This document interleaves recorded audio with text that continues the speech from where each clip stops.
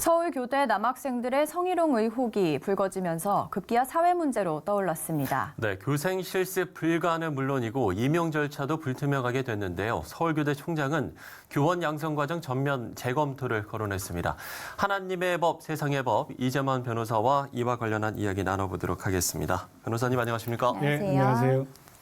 네, 변호사님, 요즘 잊을만 하면 나타나고 있는 성희롱 문제, 이번에는 예비 교사들이에요. 예.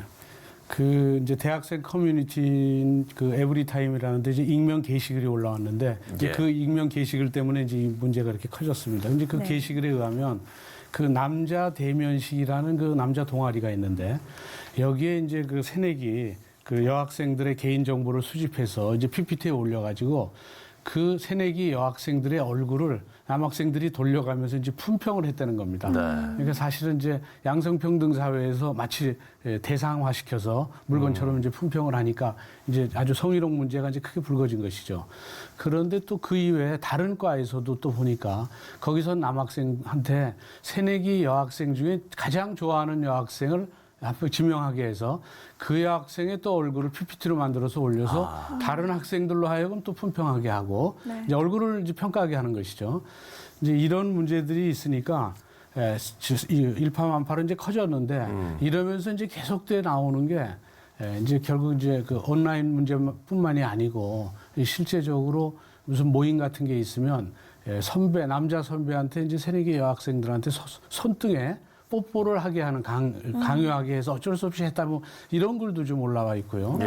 또 이제 흔히 말하는 이제 빼빼로 게임이라는 게 있죠. 이제 입술이 서로 닿을 듯한 그런 게임까지 시켰다라는 주장도 나오고 있어서 그래서 결국 교대뿐만 아니라 서울교대뿐만 아니라 다른 교대들도 이런 문제가 불거지니까 전부 조사해서 조치를 취하겠다 이렇게 발표를 하고 있습니다. 예. 지금 뭐 청와대 국민청원도 나왔고 학교에서는 물론 즉각적인 조치가 내려졌습니다만 솜방망이 처벌이다 이런 좀 여론이 좀 들고 있는 것 같습니다. 예, 바로 즉각적인 조치를 했죠. 조사를 해서 교대에서는 이제 남학생 11명에 대해서 몇 주, 2주 내지 한 3, 4주 정도의 유기정학 조치를 내렸습니다. 예, 그랬죠. 근데 이제 유기정학이 된 그 다음 주가 이제 교생 실습 기간이기 때문에 실습에 못 나가니까 이제 2, 3주 유기정학이긴 하지만 이제 1년 유급이 이제 자동적으로 되겠죠. 근데 그럼에도 이게 솜방망이 처벌이다. 이러면서 결국은 이 청와대 청원이 올라왔는데 이런 학생들은 선생이 돼서는 안 된다. 그래서 교사 임용을 막아달라는 청와대 청원이 올라왔고 그게 이제 뭐 한 6, 7만 명까지 그 동의가 지금 올라오고 있습니다. 네, 사실 교육대학이라는 곳이 앞서 얘기했듯이 예비 교사를 양성하는 곳인데요. 그렇죠. 또 졸업을 하면 학생들과 함께하고 또 가르침을 하는 교사들인데 이런 일이 처음 있는 일이 아니라는 게 참 착잡한 것 같습니다. 어떻게 보시나요? 남자 카톡 대화방에 이런 이제 성희롱적 언어가 오고 간 건 이제 이게 흔히 많이 있었습니다. 뭐 버닝썬 사건의 뭐 승리 카톡방이 이보다 훨씬 더 심했죠. 근데 이것이 이제 교육대학 예비 교사들을 양성하는 교육대학 학생들한테서 이제 이런 일이 일어났다는 것이 이제 문제가 된 것이죠. 그래서 결국은 이 학생들이 교사가 될 거 아니겠습니까? 그러니까 결국은 그 교사와 또 학교에 대한 불신을 결국 이제 갖고 오게 되는 것이죠. 근데 이제 남자 대면식이라는 이 동아리는 지금 재학생이 만든 게 아니고 졸업생들이 만든 거예요. 그러니까 졸업생이 이미 이런 상황, 성희롱적인 그런 운동들을 하고 이미 교사가 돼서 가리키고 있는 것이죠. 그러니까 현재는 재학생 문제뿐만이 아니라 이제 졸업생까지도 문제가 되죠. 현직 교사들. 근데 여기에 이제 더군다나 불 붙인 것이 현직 교사가 결국은 이제 한 초등학교 몇 학년을 상대로 성희롱적 언어를 한 게 또 이런 데 글이 올라오고 있어요.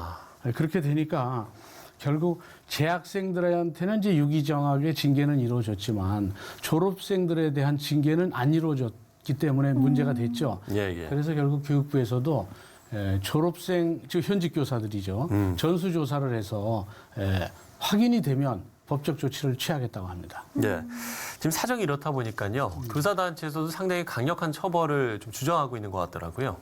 교육 디자인 네트워크라는 이제 사단법인 교사 단체가 있어요. 초등학교부터 고등학교까지 이제 교사들로 구성된 그 단체가 있는데 여기서는 이 학생들은 장래에 교사가 될 그런 사람들인데 장래 교사가 되면 거기서 배움을 받는 학생들한테 피해가 너무 크다.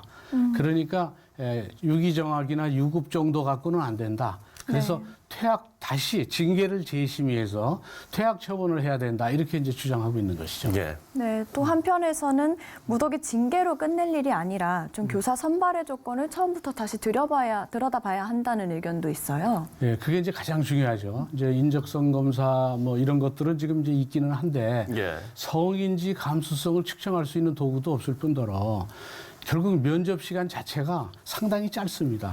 그래서 결국은 이 성인지 감수성이 돼 있는 사람을 선발하는 게 상당히 어려워요. 네. 예. 물론 이제 미국처럼 이제 뭐 학사 할 수 있는 선발관들이 이 교대를 들어올 사람을 계속 면접을 지속적으로 하면서 그리고 학교까지도 가고 그래서 과연 교대에 입학할 수 있는가 이런 학사 사정관 제도가 있다면 모를까. 우리나라에서는 아직은 그냥 면접 보고 또 뭐 시험 보고 이렇게 해서 들어오는 거고 네. 또 그 이외에 이제 뭐 학적부 이런 건 있긴 있습니다만은 실제적으로는 면접으로 결국 그걸 다 하는데 면접이라는 게 뭐 30분 길어야 뭐 1시간 이내일 텐데 그 시간 가지고 성인지 감수성을 측정할 수는 없죠. 네. 그래서 그 점에 대해서는 좀 더 연구 검토가 필요하다고 봅니다. 예. 뭐 최근에 대법원 판례도 그렇고요. 뭐 이 성인지 감수성이라는 이 단어가 상당히 화두가 되고 있는 상황인데 그러면 성인지 감수성 교육이 좀 어떻게 실행이 돼야 된다고 보시는 건가요?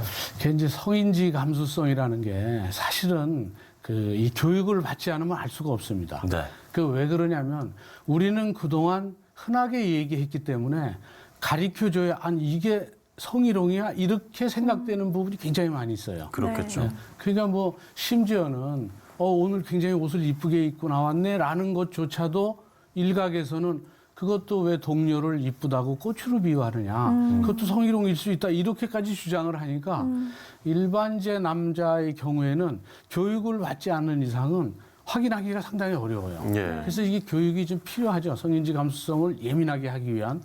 근데 시대가 너무 빨리 바뀌고 있기 때문에 이 성인지 감수성 교육을 받지 못하면 크게 낭패를 보게 되는 것이죠. 이제 당사자로선. 근데 이 성인지 감수성은 가정에서부터 이루어져야 됩니다. 그리고 그 다음에는 학교에서 이루어져야 되죠. 그래서 학교에서는 양성평등 교육을 강화시켜야 돼요. 그리고 또 하나는 양성평등이 정착된 어떤 학교, 대학 문화를 만들기 위해서 모두가 노력해야 되고 예. 또 학교 자체에서도 인권센터 같은 걸 만들어서 상담도 하게 하고 또 뭐 양성평등 교육도 하게 하고 그래서 전반적으로 학교나 또는 가정이나 또는 일반 사회에서 모두가 다 같이 이 양성평등에 관심을 갖고 그리고 교육 과정을 계속 개설하고 이 회사에서도 양성평등 교육을 학 직원을 상대로 해야 되겠죠. 네. 이제 우리 사회에서도 침묵과 방관의 문화에서는 좀 벗어나고 있는 것 같은데요.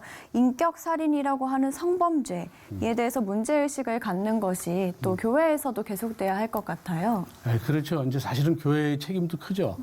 그래서 이제 보면 그 사무엘하 12장 12절에 보면 예. 그 죄를 범한 다윗에게 하나님이 나단 선지자를 보내서 그의 입을 빌어 이제 꾸짖는 그런 이제 장면이 나오는데요. 너는 은밀히 행하였으나 나는 온 이스라엘 앞에서 백주의 이 일을 행하리라 하셨나이다. 이렇게 하니까 그 다윗이 바로 마음에 큰 찔림을 받아서 이제 회개하는 장면이 나오죠. 이제 이런 것처럼 실제적으로 이 나단 선지자처럼 잘못된 일을 이렇게 지적해 주는 사람도 있어야 되고 또 그 말을 들었을 땐 바로 회개할 수 있는 이런 마음도 필요하죠. 네. 그래서 학교에서나 또는 일하는 교사들이나 또는 뭐 교회에서나 옆에서 지적해 주고 지적을 받으면 바로 회개하고 그래서 점점 성인지 감수성이 점점 예민해지면 그러면 학교가 서로가 서로에게 이렇게 지적해주고 회개하는 그런 장소가 되도록 이제 각자 노력을 해야 되겠죠. 예. 물론 뭐 이런 문제들도 있습니다만 그럼에도 여전히 뭐 학생들을 정말 바른 길로 인도하는 참 스승도 많다는 것도 저희가 좀 기억을 해야 될 것 같습니다.